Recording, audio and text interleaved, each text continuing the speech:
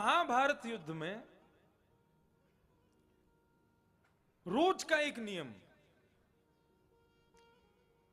युद्ध पूर्णता के बाद में द्वारिकाधीश कृष्ण पहले रथ से उतरते थे और उतरते ही अर्जुन के लिए गेट खोलते रथ का और अपने दोनों हाथ आगे रखते। अर्जुन बोलता, प्रभु ये क्या कर रहे हैं? बोले, नीचे उतरो और मेरे हाथ पर अपने चरण रख के नीचे उतर जाओ। अर्जुन बोला, नहीं नहीं प्रभु, मैं ये नहीं करूंगा। बोले, तू नहीं कहा था करिष्ये वचनम तव, जो आप कहोगे वो करूंगा, अब जो कह रहा हूं वो कर। तो अर्जुन रोज भगवान के हाथ पर अपने जूती सहित चरण रख के उतरता था नीचे, रोज। 18 दिन पूरे हुए महाभारत का युद्ध जब पांडव जीत गए, अर्जुन अपनी प्रसन्नता का उसकी ठिकाना नहीं है कोई, अपने गांडीव धनुष को बार बार उठाता है, मैं जीत गया, हम जीत गए।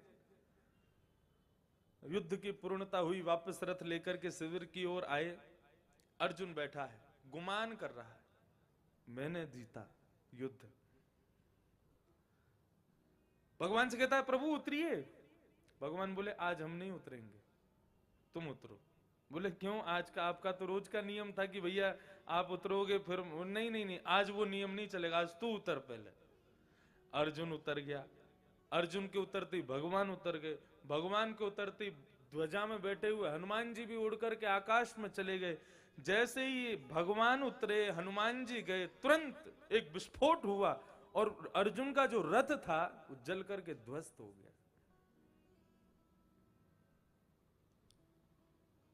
अर्जुन के नेत्र भर आए। बोले, प्रभु ये रथ मेरे जीवन का एक ऐसा भाग है जिसको मैं जीवन पर्यंत सजा करके रखने वाला था।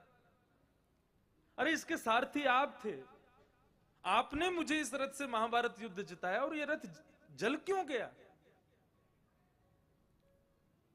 तब भगवान उसको 2 उदाहरण देते हैं। पहला उदाहरण क्या देते हैं? बोले, अर्जुन याद है जब कर्ण के साथ तेरा युद्ध चल रहा था,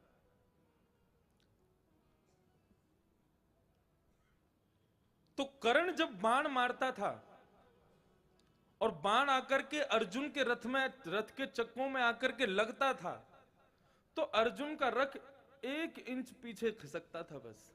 और उस 1 इंच पीछे खिसकने पर भगवान आश्चर्य करते थे। बोले, अर्जुन यार कितना बल है इसके अंदर। अर्जुन बोला, 1 इंच ही तो खिसका है। बोले, अब तू भी कर वार। अर्जुन अपना बाण निकालता और जैसे ही कर्ण के रथ की ओर छोड़ता तो अर्जुन के बाण से कर्ण का रथ 10 हाथ पीछे चला जाता। अर्जुन कहता, कहो 1 इंच पीछे खिसकाया था मैंने, 10 हाथ पीछे। भगवान बोले, हाँ ठीक है ठीक है। कर्ण ने दूसरा बाण छोड़ा तो फिर 1 इंच पीछे खिसक गया अर्जुन का रथ। भगवान ताली बजाने बोले, वाह भाई यार, कर्ण की बल का मानना पड़ेगा। अर्जुन बोला, मैं 10 हाथ पीछे खिसका रहा हूं, मेरे लिए कोई बल नहीं, वो 1 इंच खिसका दे उसके लिए इतना बल। अर्जुन ने फिर से अपना धनुष में बाण अभिमंत्रित किया। अब की बार दिव्य बाण छोड़ा, 20 हाथ पीछे खिसका दिया कर्ण के रथ को। अर्जुन कहे, अब कहो। हाँ ठीक है। बोले, तुम ये बताओ, तुम उसके पक्ष में हो कि मेरे पक्ष में हो? वो 1 इंच खिसकाता, आप उसकी इतनी प्रशंसा करते हो, मैं 10 हाथ पीछे उसके ढकेल देता हूं रथ को, और आप इतनी वाहवाही नहीं करते हो।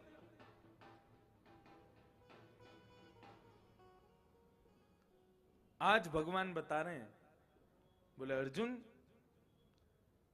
कर्ण के रथ पर अकेला कर्ण बैठा है जिसमें कम से कम 10,000 हाथियों का बल है। उसके रथ को 10 हाथ 20 हाथ पीछे खिसका देना ठीक है, एक बलवानता की पराकाष्ठा तो है, लेकिन तेरे रथ पर तीनों लोकों का अधिपति योगेश्वर कृष्ण बैठा है, पवन पुत्र हनुमान विराज रहे हैं। इतने विश्व का भार लेकर के तेरे रथ पर बैठा हूं और उतने पर भी 1 इंच पीछे खिसका देता है कर्ण, उसके बल की सराहना नहीं है। उसके बल को क्या समझेगा तू?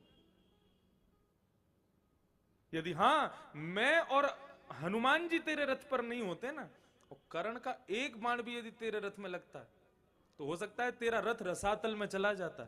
वो तो मैं और हनुमान जी थे इसलिए बचे हुआ था तू। पहला अभिमान दूर हुआ। और दूसरी बात भगवान जो उसको बताते हैं,